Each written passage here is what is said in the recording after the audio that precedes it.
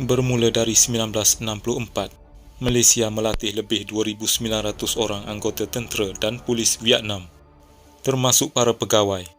Sekumpulan dengan kekuatan 30 ke 60 orang sentiasa dihantar berlatih selama sebulan di Malaysia.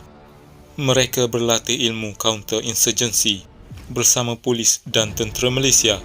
Bukan sahaja latihan, malah Malaysia juga menyediakan peralatan kenderaan pengangkutan, makanan dan juga ubat-ubatan untuk pasukan-pasukan ini bertempur dengan gerila Viet Cong. Kemudian secara rasmi Vietnam Selatan menghantar permintaan rasmi agar Malaysia menghantar 4 orang pakar dalam pembangunan luar bandar ke Vietnam. Pasukan ini memberi tunjuk ajar dan cadangan mengenai keselamatan dan psychological warfare. Namun begitu, pihak Vietnam tidak memandang serius terhadap saranan-saranan yang diberikan oleh pasukan ini. Pada penghujung 1967, Malaysia malah mencadangkan agar penasihat ditambah dan Vietnam Selatan menghantar lebih ramai anggota pasukan keselamatan mereka ke Malaysia. Namun cadangan ini walaupun amat dihargai telah ditolak atas alasan yang tidak kukuh. Namun perkara yang bertentangan pula berlaku di pihak Amerika. Bermula 1966, anggota tentera darat Amerika dihantar ke British Jungle Warfare School di Malaysia, yang kini dikenali sebagai Pusat Latihan Tempur Tentera Darat, PULADA, untuk berlatih secara intensif selama 8 minggu dalam ilmu penjejakan combat. Mereka ke Malaysia berpakaian awam dan menggunakan pasport sementara yang dikeluarkan oleh US State Department, menunjukkan begitu rahsianya program latihan ini. Penjejak akan dipasangkan dengan seekor anjing pengesan. Kedua-duanya berlatih berasingan hampir sepanjang kursus. Semasa askar US berlatih menjejak, anjing mereka akan menerima latihan berasingan, dan pada 2 minggu terakhir barulah kedua-duanya bertemu. Latihan di Malaysia dikatakan sangat brutal. Pelatih terpaksa berlari menaiki bukit dengan membawa seorang di atas belakang.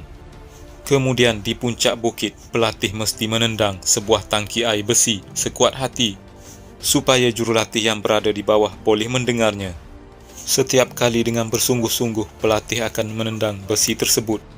Bunyinya bergema di seluruh hutan. Sebaik sahaja turun bukit, jurulatih akan menjerit, tak dengar pun, dan kesemua mereka akan berlari ke atas bukit semula. Kadang-kadang mereka akan disuruh berlari dalam kumpulan 6 orang keliling padang sambil membawa tiang telefon.